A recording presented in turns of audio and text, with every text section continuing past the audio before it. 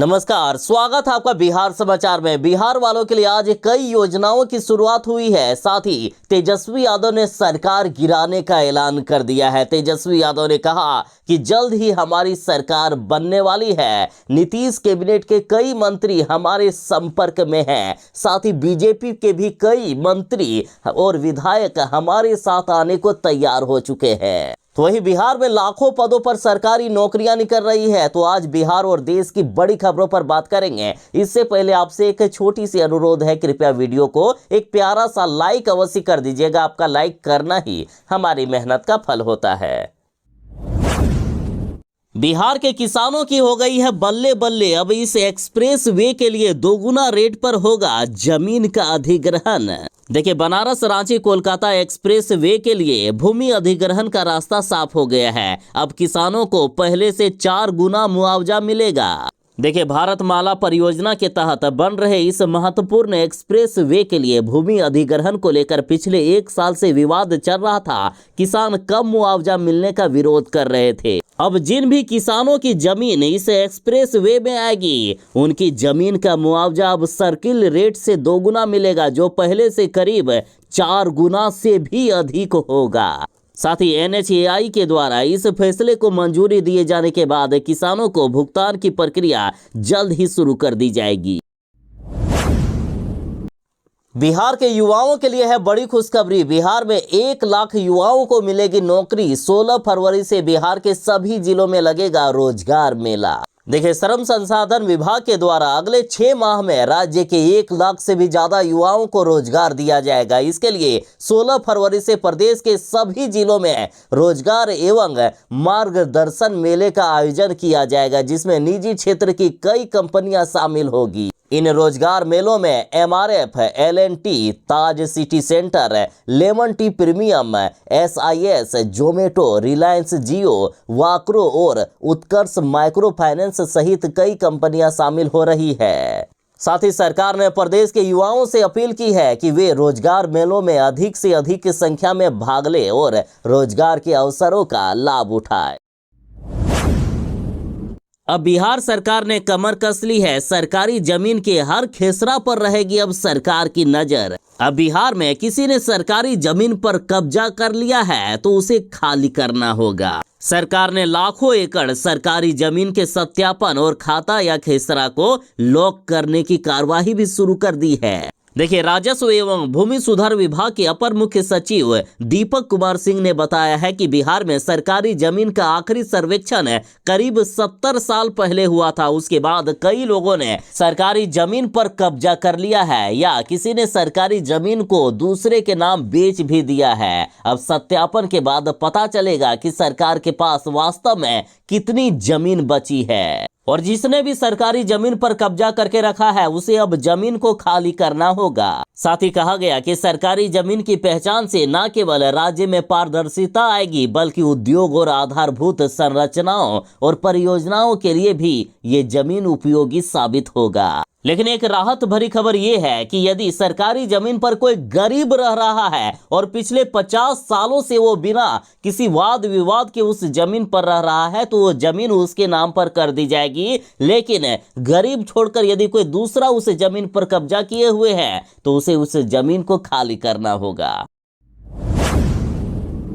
बिहार विधानसभा चुनाव का समय आ रहा है और इधर जीतन राम मांझी पलटी मारने का ऐलान कर चुके हैं। देखिए, जीतन राम मांझी ने कहा है कि बिहार विधानसभा चुनाव में हमें हर हाल में 40 सीट चाहिए, और यदि ऐसा नहीं हुआ तो जीतन राम मांझी ने केंद्रीय कैबिनेट छोड़ने की भी धमकी दे दिए हैं। और इधर बीते दिन दिल्ली में बिहार के सभी NDA सांसदों ने PM मोदी जी से मुलाकात की है। मुलाकात की जो तस्वीर सामने आई उसमें जीतन राम मांझी कहीं नजर ही नहीं आए। जीतन राम मांझी इतने नाराज हैं कि इन्होंने अपनी ही सरकार की पोल खोलकर रख दी है। जीतन राम मांझी ने कहा कि बिहार में शराबबंदी की आड़ में गरीबों को सताया जा रहा है, गरीबों के साथ अन्याय कर रही है नीतीश सरकार। जीतन राम मांझी बोले कि इस बार जो दारू और ताड़ी से बैन हटाएगा बिहार में, उसी को जनता वोट दे। यदि नीतीश कुमार भी शराबबंदी पर रोक नहीं लगाती है तो उन्हें भी जनता वोट नहीं देने का काम करे। जीतन राम मांझी ने सीधा कहा है कि यदि हमें 20 या 40 सीट तक नहीं मिला बिहार विधानसभा चुनाव में तो हम इस्तीफा दे देंगे। मांझी ने कहा कि झारखंड और दिल्ली चुनाव में हमें एक भी सीट नहीं दिया गया, उस पर हम कुछ नहीं बोले, लेकिन बिहार में हमारी पार्टी चाहती है कि हमें कम से कम 40 सीट मिलना चाहिए और हम सभी जगह महासम्मेलन कर एनडीए के लोगों को ये दिखाना चाहते हैं कि हमारी हम पार्टी की औकात क्या है। साथ ही खबर है कि यदि जीतन राम मांझी इस्तीफा देते हैं तो फिर से जीतन राम मांझी महागठबंधन में लौट सकते हैं। बिहार में अब ड्राइविंग लाइसेंस बनाने के नियम बदल गए हैं। डीएल बनवाने के लिए अब करना होगा एग्जाम पास। देखिए, पहले ऐसा होता था कि आप चाहे 2 पहिया वाहन ही क्यों ना चलाना जानते हो, लेकिन आपका 4 पहिया वाहन तक का एक बार में ड्राइविंग लाइसेंस बन जाता था। इसके लिए बस आपको एजेंट को पैसे देने होते थे, लेकिन अब ऐसा नहीं होगा। अब बिहार में परिवहन विभाग ने ड्राइविंग लाइसेंस बनवाने के नियम में बदलाव कर दिया है। इस साल मार्च महीने से पूरे बिहार में इसे लागू कर दिया जाएगा। नए नियम लागू हो जाने के बाद ड्राइविंग लाइसेंस बनवाने के लिए हर किसी को टेस्टिंग ट्रैक पर एग्जाम देना होगा। फिलहाल बिहार के पटना और औरंगाबाद में ये व्यवस्था लागू है, लेकिन मार्च महीने से बिहार के सभी जिलों में इसे लागू कर दिया जाएगा। फिर ड्राइविंग लाइसेंस के लिए आवेदन देने वाले लोगों को मैन्युअली टेस्ट देना होगा और जो टेस्ट में पास करेंगे बस उन्हीं का ड्राइविंग लाइसेंस बनेगा। बता दें कि बिहार के 26 जिलों में टेस्टिंग ट्रैक का निर्माण कार्य पूरा हो चुका है, बाकी में भी बस कुछ ही दिनों में कर लिया जाएगा। बिहार में लाख कोशिश करने के बावजूद भी जहरीली शराब से मौत के आंकड़े थमने का नाम ही नहीं ले रहा है। लगातार लोग जहरीली शराब पीकर मारे जा रहे हैं और अभी चुनावी साल है। बीजेपी वाले शराबबंदी को बर्दाश्त करने के मूड में नहीं लग रहे हैं। नीतीश कुमार जी जिद पर अड़े हुए हैं कि चाहे कितने भी लोग क्यों ना मारे जाए, शराबबंदी बिहार में लागू रहेगी तो रहेगी।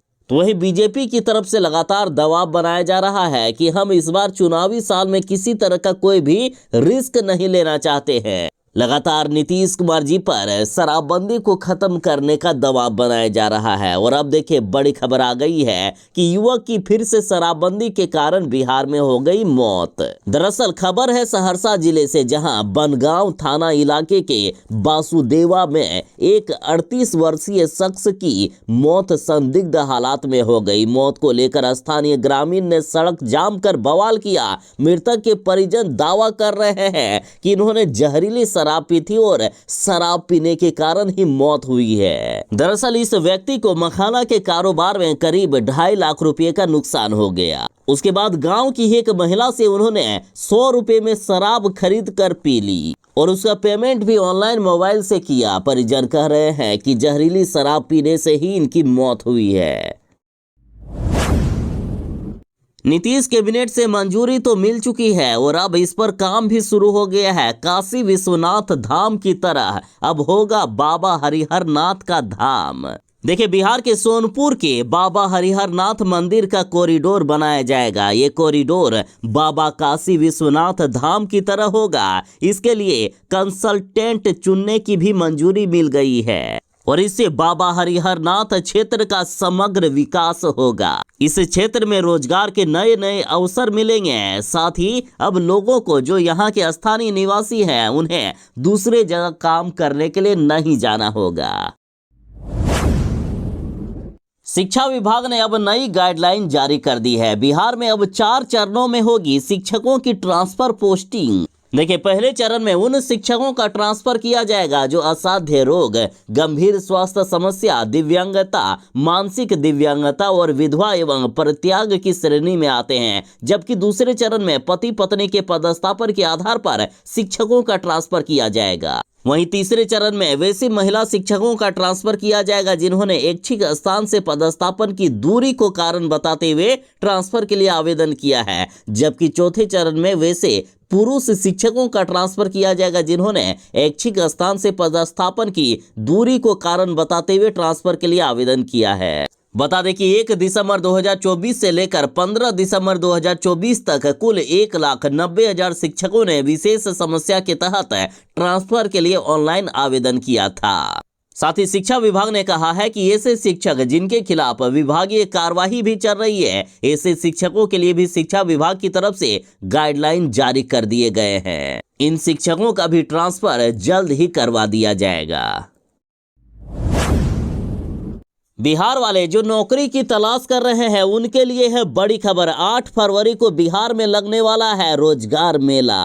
देखिए 8 फरवरी को गया में रोजगार मेला लगने वाला है और इस रोजगार मेले में देश की बड़ी बड़ी कंपनियां शामिल हो रही है। सेवा, सुरक्षा, विनिर्माण, स्वास्थ्य, ऑटोमोबाइल, फाइनेंस आदि कंपनियों के प्रतिनिधि भाग लेंगे इसमें। देखिए इस रोजगार मेले में नामी गिरामी कंपनी जैसे Zomato Limited, Delivery Private Limited, Vardhman Textile Motherson, Dixon Technology, Marelli Motherson, Tata Motors, Utkarsh Micro Finance, Swatantra Micro Finance, Carlo Automobile, Indramesh Automobile, सेब सॉल्यूशन प्राइवेट लिमिटेड आदि कंपनी शामिल हो रही है। तकरीबन 3500 रिक्तियां हैं, यानी 3500 लोगों को डायरेक्ट नौकरी मिलेगी। इसमें 8वीं पास से लेकर 10वीं 12वीं IIT डिप्लोमा ग्रेजुएट आदि लोग भाग ले सकते हैं। बता दें कि गया बोध गया रोड स्थित केंदुई के समीप पॉलिटेक्निक मैदान में ये रोजगार मेला 8 फरवरी को आयोजित हो रहा है।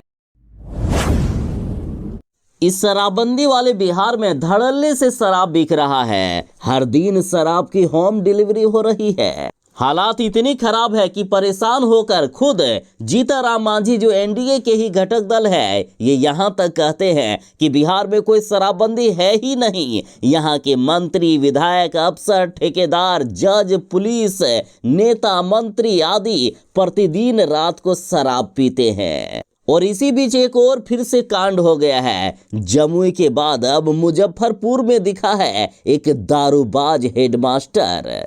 देखिए बिहार में सरकारी स्कूल के शिक्षकों की करतूत से पूरा शिक्षा महकमा शर्मसार हो रहा है। पिछले दिनों जमुई में सरकारी स्कूल का हेडमास्टर शराब के नशे में धुत होकर अश्लील गानों पर कमर हिलाते हुए नजर आया था, जिसके बाद शिक्षा विभाग ने उसे सस्पेंड किया। और अब मुजफ्फरपुर में ही एक ऐसा ही मामला सामने आया है। ऐसे में सवाल उठ रहा है कि आखिर बिहार में ये कैसी शराबबंदी है और शिक्षा व्यवस्था आखिर किस प्रकार की है कि धड़ल्ले से बिहार में शराब बिक रहा है और यहाँ के शिक्षक शराब पीकर बच्चों को पढ़ाने का काम कर रहे हैं। देखिए जानकारी के मुताबिक औराई प्रखंड के विशुनपुर जगदीश राजकीय प्राथमिक विद्यालय के हेडमास्टर जय किशुन बेटा बुधवार को शराब पीकर नशे की हालात में स्कूल पहुंच गए। बिहार के जमीन मालिकों के लिए सरकार ने अब बड़ी खबर दे दी है। देखिए जमीन मालिकों को अपनी जमीन से संबंधित ये काम जल्द ही कर लेने हैं। देखिए बिहार में अब यदि आप अपनी जमीन के सभी कागजात डिजिटल रूप में रखना चाहते हैं तो ये खबर आपके लिए है। दरअसल सरकार ने भूमि रिकॉर्ड के डिजिटलीकरण एवं त्रुटि रहित करने के लिए विशेष शिविरों का आयोजन करने का फैसला लिया है। इसके तहत मूल जमाबंदी पंजी के आधार पर सभी जमाबंदियों को डिजिटल रूप से संरक्षित किया जाएगा और ऑनलाइन जमाबंदियों में पाई जा रही त्रुटियों को समयबद्ध तरीके से सुधार किया जाएगा। और इसके लिए बिहार के सभी जिलों में विशेष शिविरों का आयोजन किया जा रहा है। राजस्व विभाग के अधिकारियों को निर्देश दिए गए हैं कि वे शिविरों के माध्यम से जमाबंदी में किसी भी प्रकार की गलती को जल्द से जल्द ठीक करें। सरकार ने इस कार्य के लिए 15 मार्च 2025 की अंतिम समय सीमा निर्धारित की है। शिविरों का आयोजन जिला, अनुमंडल और अंचल स्तर पर किया जा रहा है ताकि इसका सुचारू संचालन और सतत निगरानी भी सुनिश्चित की जा सके। बिहार के जमीन मालिकों से कहा गया है कि आप भी इन शिविरों में जाकर जरूर भाग लें ताकि आपके जमीन संबंधित सारे कागजात सुरक्षित रहे। अब बिहार के सरकारी हाई स्कूलों में बच्चों को हिंदी के टीचर पढ़ाएंगे। अंग्रेजी और संस्कृत विषय शिक्षा विभाग का अजीबोगरीब फरमान सामने आया है। देखिए बिहार के बच्चों का भविष्य अब अंधकार में जाता हुआ दिख रहा है। बिहार के सरकारी स्कूलों में अब 9वीं से लेकर 10वीं या फिर 11वीं से लेकर 12वीं के बच्चों को हिंदी के टीचर अंग्रेजी और संस्कृत पढ़ाएंगे। देखिए नए नियम के अनुसार अब किसी सरकारी स्कूल में भाषा की पढ़ाई के लिए अब सिर्फ 3 ही शिक्षक होंगे। ये शिक्षक छात्र छात्राओं को हिंदी, अंग्रेजी, संस्कृत, उर्दू, बंगला, मैथिली, फारसी और अरबी पढ़ाएंगे। साथ ही सरकार ने हाई स्कूलों में विज्ञान विषय में अब एक ही शिक्षक का पद रखा है। वहीं इंटर स्तर के स्कूलों में सरकार ने जंतु विज्ञान यानी जियोलॉजी और वनस्पति विज्ञान यानी बॉटनी में भी एक ही पद स्वीकृत किया है। यानी जिन शिक्षकों ने जियोलॉजी से पीजी करके नौकरी पाए हैं उसे अब बॉटनी पढ़ानी होगी, या फिर जिन शिक्षकों ने बॉटनी की पढ़ाई करके नौकरी लिया है उसे जियोलॉजी पढ़ानी होगी। तो बच्चों का भविष्य अब किस ओर जा रहा है बताइए। सरकार के इस फैसले का बिहार राज्य माध्यमिक शिक्षक संघ ने खूब जोर विरोध किया है। बाकी सरकार के इस पागलपन वाले नियम पर आप क्या कहोगे, कमेंट में जरूर बताइएगा। बिहार वालों की हो गई है बल्ले बल्ले, 5,000 करोड़ से बनेगा मोकामा मुंगेर ग्रीन फील्ड 4 लेन सड़क। देखिए, बिहार के मोकामा से मुंगेर तक ग्रीन फील्ड 4 लेन NH 82 के निर्माण के लिए जमीन अधिग्रहण की केंद्र सरकार ने मंजूरी दे दी है। केंद्र सड़क परिवहन एवं राजमार्ग मंत्रालय के द्वारा इस संबंध में आदेश निर्गत कर दिया गया। साथ ही बिहार के उप मुख्यमंत्री विजय सिन्हा ने कहा है कि सड़क लगभग 81 किलोमीटर लंबी होगी, जिस पर 5,000 करोड़ से भी अधिक का व्यय संभावित है। राज्य सरकार के अनुरोध से भारत सरकार के द्वारा इस कार्य के लिए 4,000 करोड़ का बजट का प्रावधान इसी वर्ष कर दिया गया है। ये सड़क पटना, लखीसराय और मुंगेर जिले से गुजरेगी, जिससे आसपास के इलाकों में सुगम यातायात का मार्ग प्रशस्त होगा, साथ ही रोजगार के भी अवसर बढ़ेंगे। विजय सिन्हा जी ने यह भी बताया है कि लखीसराय जिले में यह सड़क 57 किलोमीटर से भी अधिक लंबी होगी। बिहार में शराबबंदी है, उसके बावजूद बिहार में धड़ल्ले से ऑनलाइन शराब मिल रहा है। शराब की होम डिलीवरी हो रही है। जहरीली शराब से लगातार लोग मारे जा रहे हैं। बिहार के मुख्यमंत्री नीतीश कुमार जी ने तो सीधा कह दिया है कि पियोगे तो मरोगे ही। और अब सहरसा से खबर आ रही है कि कल 500 रुपए की दारू पी और आज 100 रुपए की दारू पीते ही मर गया। देखिए, शराबबंदी वाले बिहार के सहरसा में एक बार फिर से जहरीली शराब का कहर सामने आया है। मामला बनगांव थाना क्षेत्र के बसदेवा गांव का है, जहां 38 वर्षीय ललन मुखिया की जहरीली शराब पीने के कारण मौत हो गई है। परिजनों का कहना है कि ललन ने 2 दिन से लगातार शराब का सेवन किया था, जिसके बाद उसकी तबीयत अचानक बिगड़ गई और अस्पताल ले जाने से पहले ही उसकी मौत हो गई। लगता है बिहार में जहरीली शराब से मौत का मामला ना ही रुका है और ना ही रुकेगा, क्योंकि नीतीश कुमार जी ने तो साफ कह दिया है कि पियोगे तो मरोगे ही। इसलिए संभल जाइए आप, क्योंकि सरकार कुछ नहीं करने वाली है। बिहार के जमीन मालिकों को सरकार ने दी है बड़ी खुशखबरी। अब सिर्फ 40 रुपए में हो जाएगा जमीन संबंधित ये सारे काम।